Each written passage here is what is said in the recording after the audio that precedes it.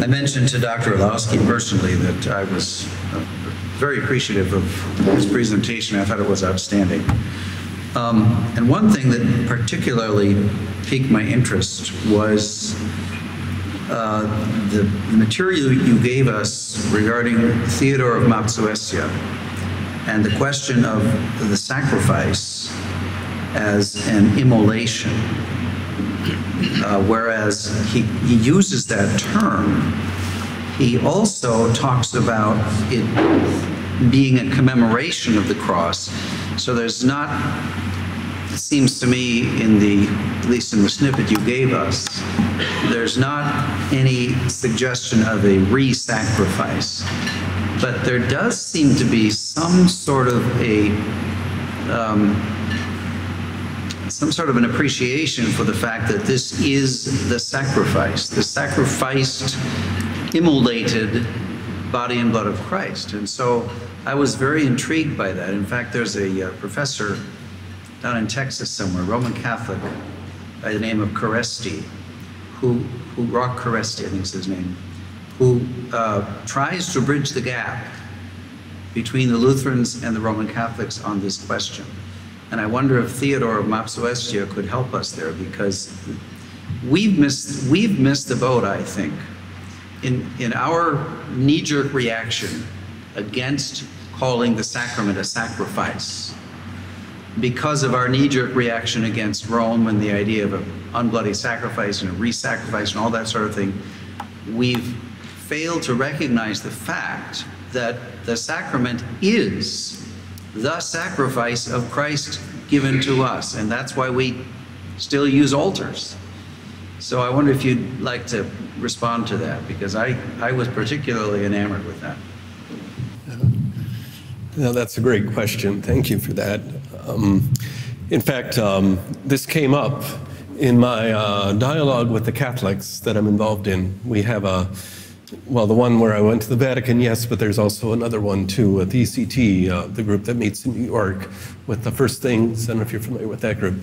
But we've developed a trust between the evangelicals and the Catholics, and we talked about this issue.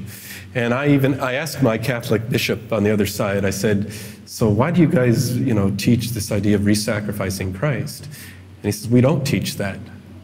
And that was news to me. I mean, that was the whole point. I thought there was a lot of, I didn't know what he meant by that, but he started explaining to me the fact of what they see going on there. And in words that are very similar to Theodore of Mopsuestia's. I mean, that there's not a re-sacrifice going on, but there still is the sacrifice that happened at Calvary, that it's reality again in the church.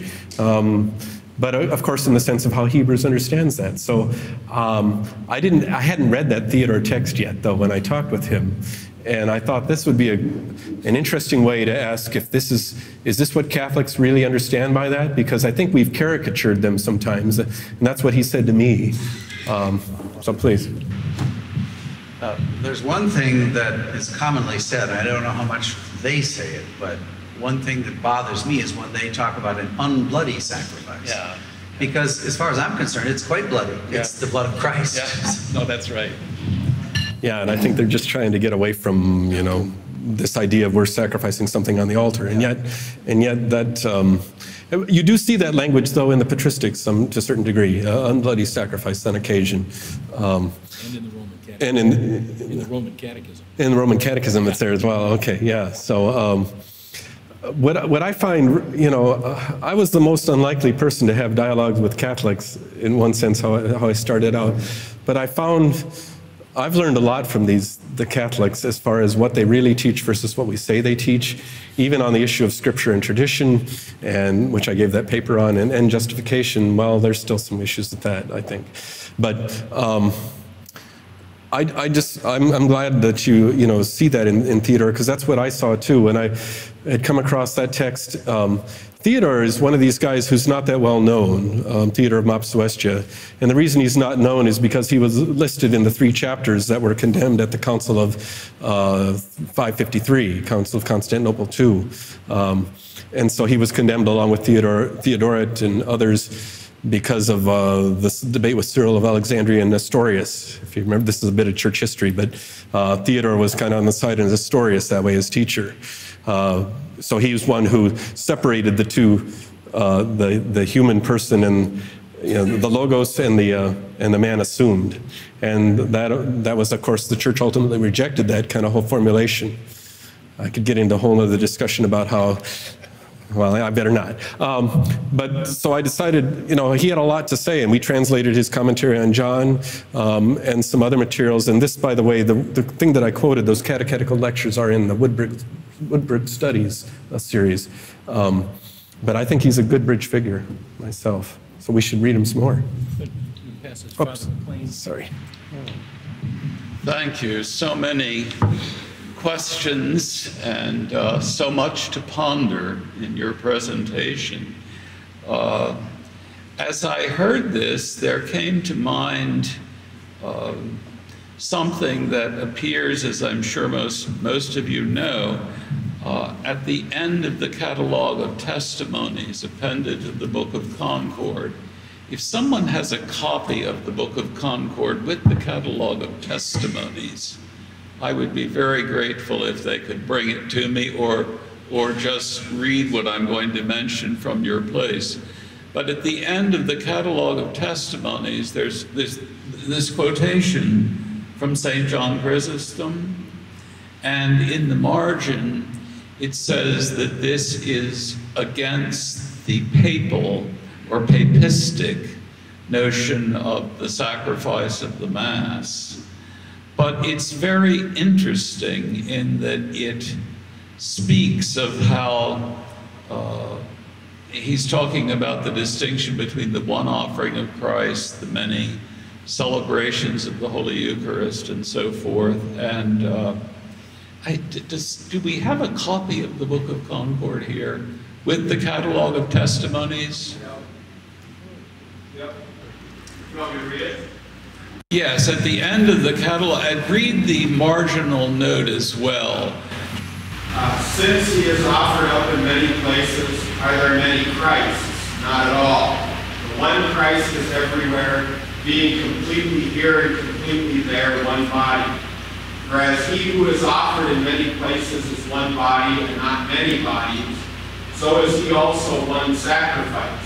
He is that high priest of ours who has offered the sacrifice that cleanses us. We also now offer that which, having been offered then, was not consumed. This is done in remembrance of that which was done then. This do, he says, in remembrance of me. For we do not make another sacrifice as the high priest, but always the same. We rather bring about the remembrance of the sacrifice. This quote, I guess it does have to note, this quote is against the propitiatory sacrifice of the Papist Mass. So what that suggests to me is that for those who prepared the catalog of testimonies, this was an acceptable way of talking about the Eucharist. So I think that's something worth.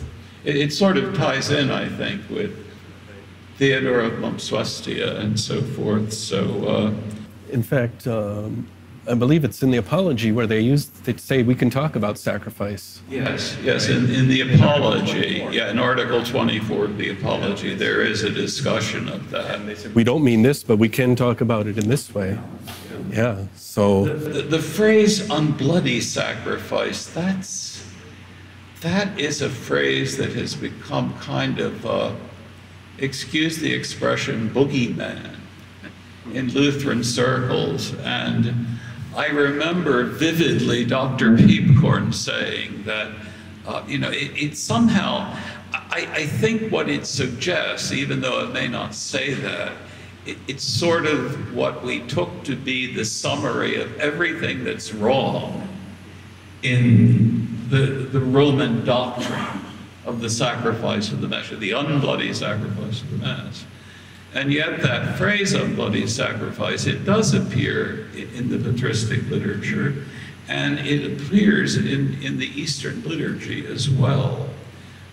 So But I would say, too, that one of the things about Roman Catholic doctrine is that there really isn't a firm agreement on what the sacrifice of the Mass in fact is. There are all kinds of ways of talking about that, and I think even at Trent there were arguments about what the sacrifice was.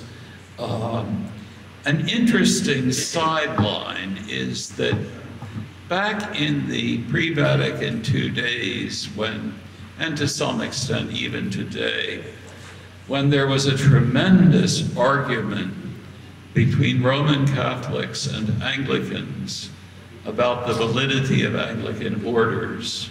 And you may remember that, was it 1892, somewhere around there, Leo XIII declared that Anglican orders were absolutely null and utterly void.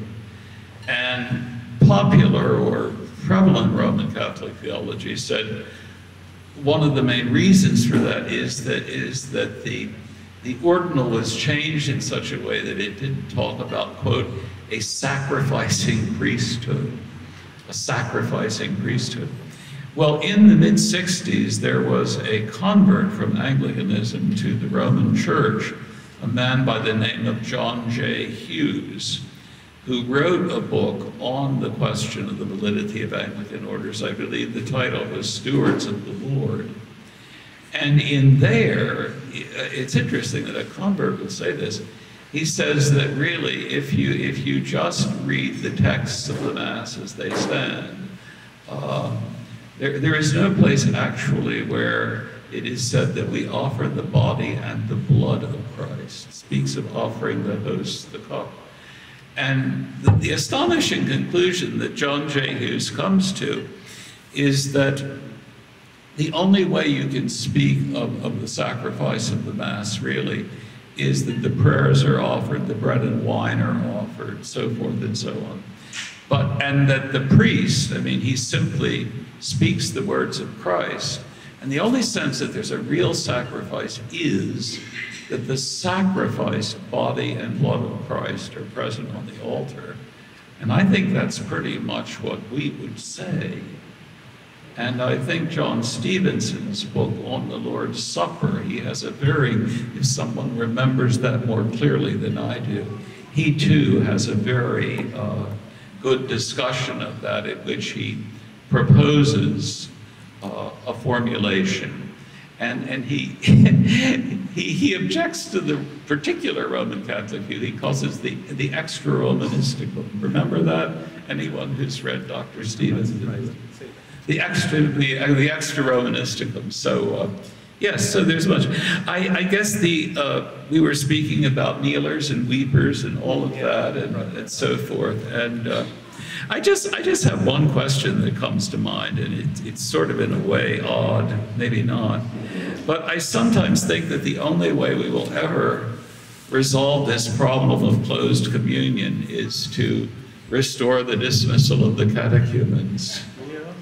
You know, all those who are not eligible to receive the sacrament. And of course, in the Eastern liturgy, they still have the liturgy for the catechumens, followed by the catechumens depart, all catechumens depart, none of the catechumens, but only us the believers, again and again, so forth. And I once attended an Orthodox liturgy that an Orthodox priest friend of mine celebrated.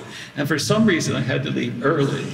And he said, Charles, I was very amused. You left just as I said, all catechumens depart, catechumens. So anyway, I think I've said about all I should say. Well, I was thinking we'd still have the exit of the catechumens, but it's in Wisconsin. It was when the Packers played, which is terrible to say. I know. Yeah, I've thought about that.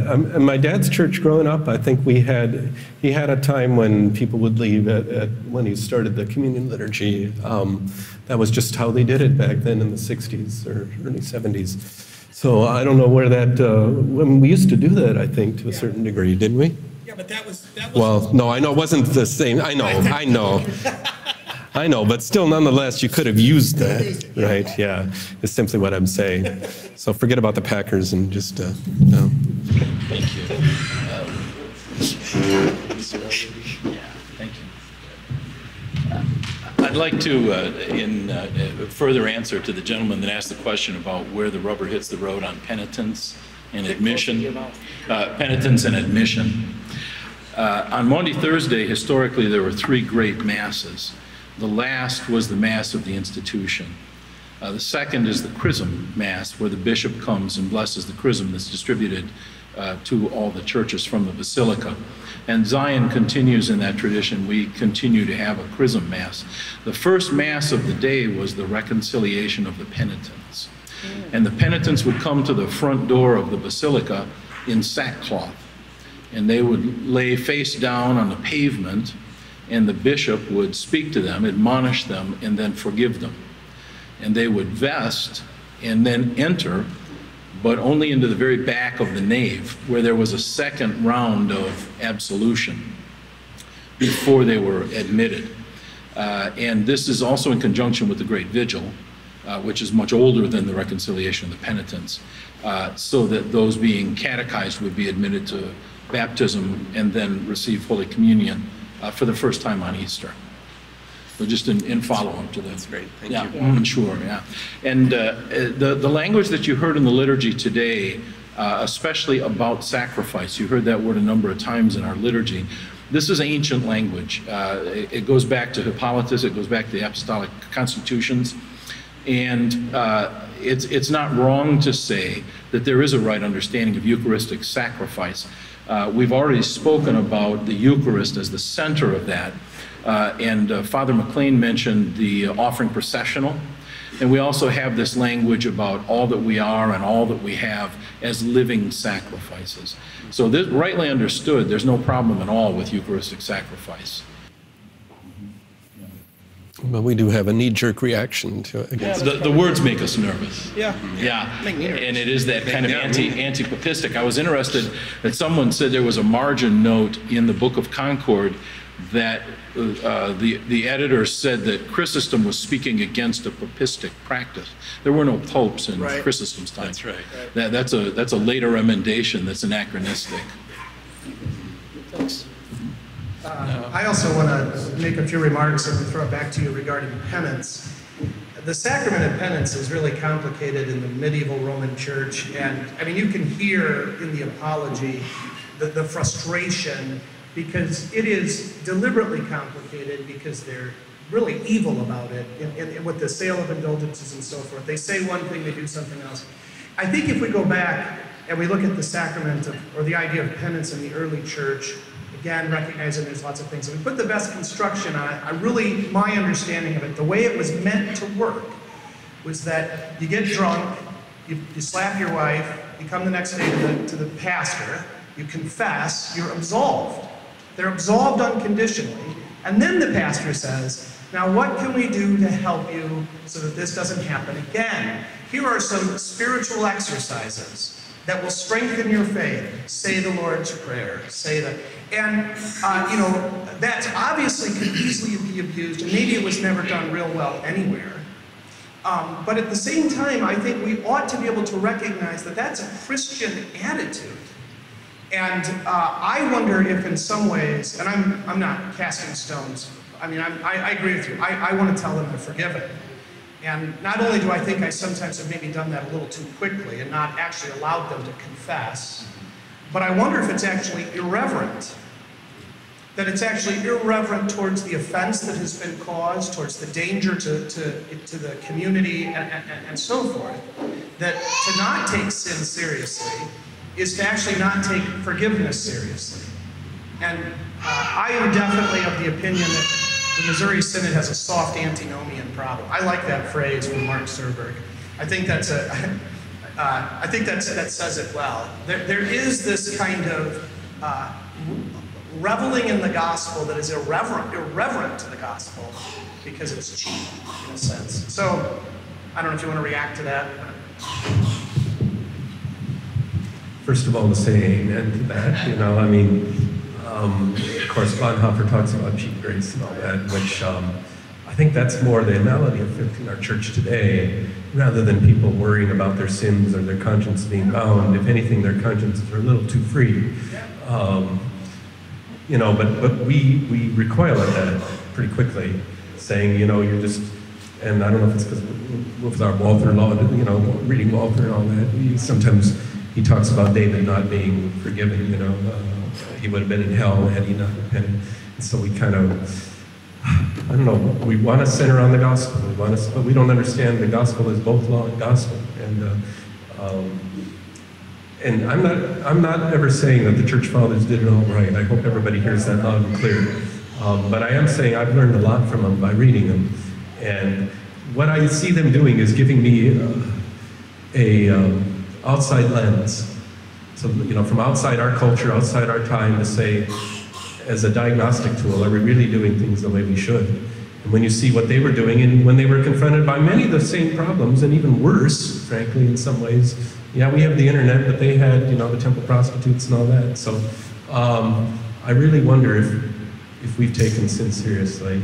And so I mean, I guess I just would affirm what you say. And I hope we can do that, you know, without going totally the other way. I would think we can. You know, we always get that, don't we? One side or the other. And we pray for divine guidance on that in the Spirit, which I'll talk about tomorrow in my class. This is I'm going to throw you what I think is a softball. But there's a Fort Wayne professor who really hates Lift Up Our Hearts because it's synergistic. And so he doesn't think it should be in the liturgy. So we shouldn't be lifting up our hearts because that's our action. And also, you know, the whole Lutheran idea is God descends, he comes down, and so forth. So that's all inviting people to sort of speculate and go into mysticism and so forth. So you have a response to that? It's a lamentation. I'd like that. We're going to do this in right. here, yeah. So in the earliest liturgies, we lift them up. It's not there. It's echoing. We have them with the Lord, soon with the Lord, and especially in St. James, someone mentioned earlier. So this translation is not reflective of what the historic liturgies are. Go ahead.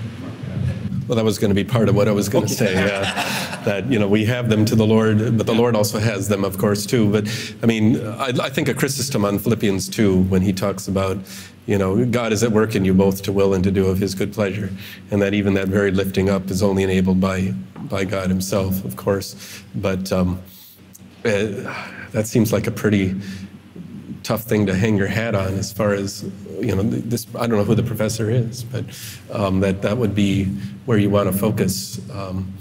So I simply go to, not only that we have them to the Lord, right, but also the aspect of, because the Eastern Church talks a lot about the will, frankly, you know, and they do talk about ascension and things like that.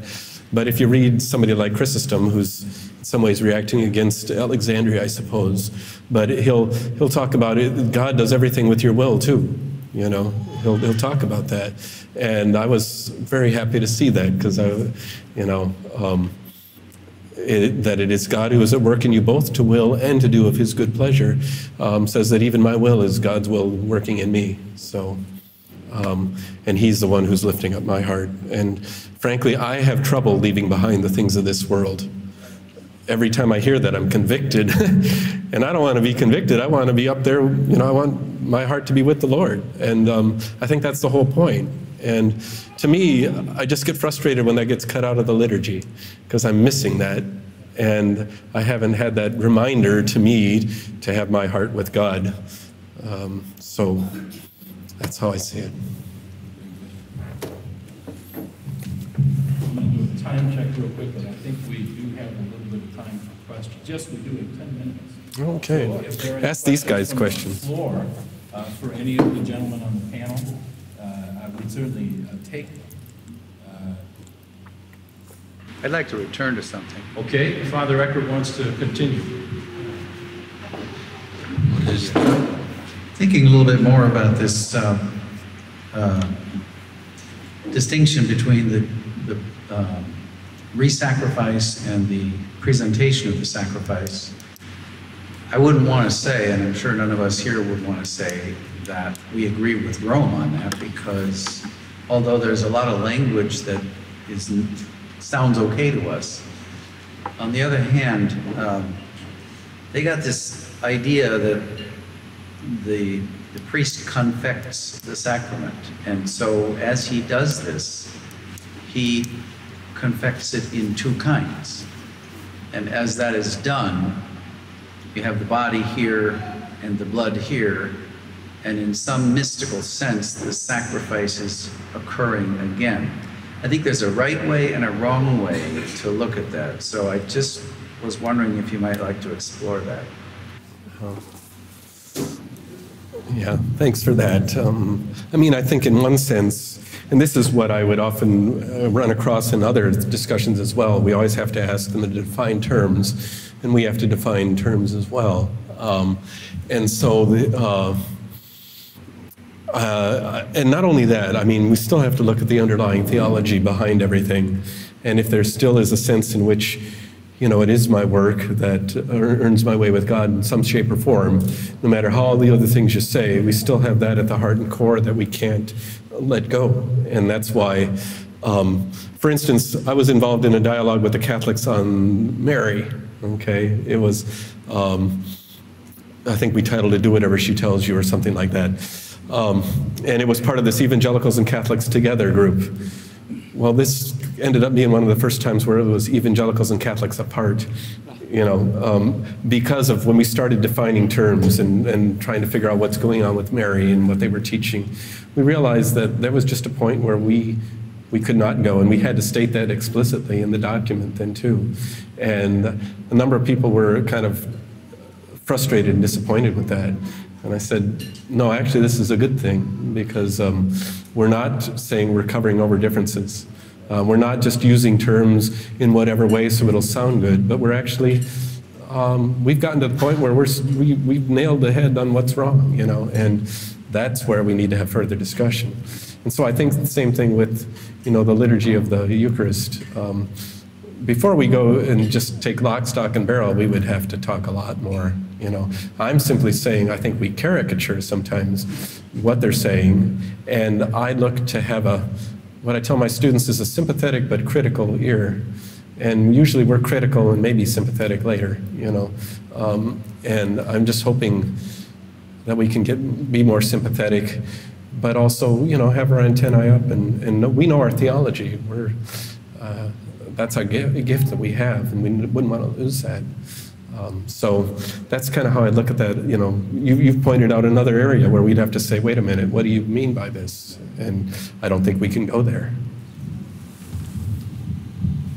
Just wanted to add a comment. I take Father Eckert's point, but I think in fairness to our Roman brethren, we also have to remember that according to their teaching, the priest, in speaking the words of consecration, acts in persona Christi. Yeah. He's acting in persona Christi. Right. He's simply the instrument for that. So I think that's something worth thinking about. On the Sursum Corda thing, it suddenly occurred to me that the Latin response to Sursum Corda is, we have them to the Lord. Habemus ad Dominum. So it's interesting, but I do find it curious. I think I know who the professor is. I won't say, but I've read enough. But it strikes me as very odd to find something that venerable in the liturgy to be somehow some kind of source of distortion. I think you can press a point so far that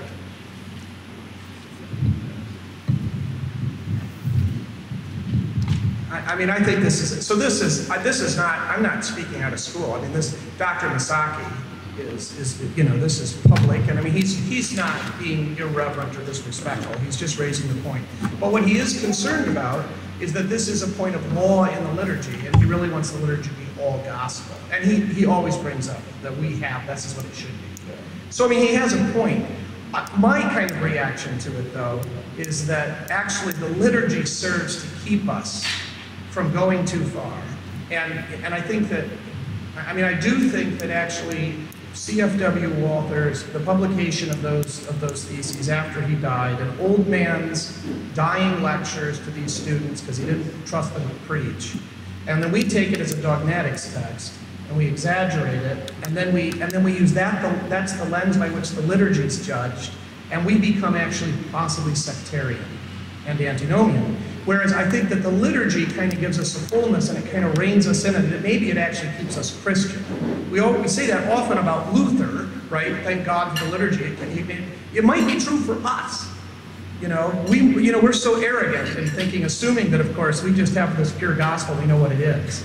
And I'm saying the liturgy saved Luther, maybe the liturgy is saving us, maybe we shouldn't muck around with it. You know, there's a kind of sense of reverence that we might be a little too narrow in our understanding of some of this stuff, if that makes sense in a general way. So the liturgy is a pearl, is that the first use? Yeah, first use law. And it's probably even a mirror to a certain degree. You know? And a rule, canon. Yeah, there we go, the canon. If you'd like 3 or 4 minutes for closing comments. Okay, I can do that. I mean, when you first suggested this topic of reverence, you know, there's so many directions you could go in this. And I thought about just the whole aspect of the clergy, too, you know, and you read somebody like Chrysostom's on the priesthood, you know, and talking about what a priest should look like, you know. And my students in class are very interested in that, you know. They want to be true pastors, and they believe the church fathers could tell them something about that. How to be reverent and loving, you know, and also loving with all that that means, with law and gospel, with confession, absolution, all of that. And so when I chose to focus on this encounter with God as the king coming to his people, it pretty much was for me suggested by that text from the Didache, and so that's where I went with it. But as I started reading more of these texts, and as I say, I didn't spend much time in the liturgies. I figured everybody knew those pretty well. I focused on the catechetical lectures because I was wondering, what are they saying about the liturgy? You know, what are they teaching, and what are they trying to communicate to their people? And that's, you know, and Cyril of Jerusalem is probably one of the earliest that we have that kind of catechetical lecture, even though the Alexandrian school was around. But I just want to commend you for having a conference like this that is trying to get people to think about, I should say all of you, you know, to think about the liturgy as God's gift to us, that he wants to draw us to himself, and he's given us a wonderful way to do it, and that the church really is much greater than any one of our places or any one of us as people. It really is that Catholic sense of unity that we have in this common liturgy. We can talk about as much as we can talk about that, but that God comes to serve us. So I'd like to just thank all of you for your kind attention, and again, bring you greetings from Concordia Seminary, and hope to see you again.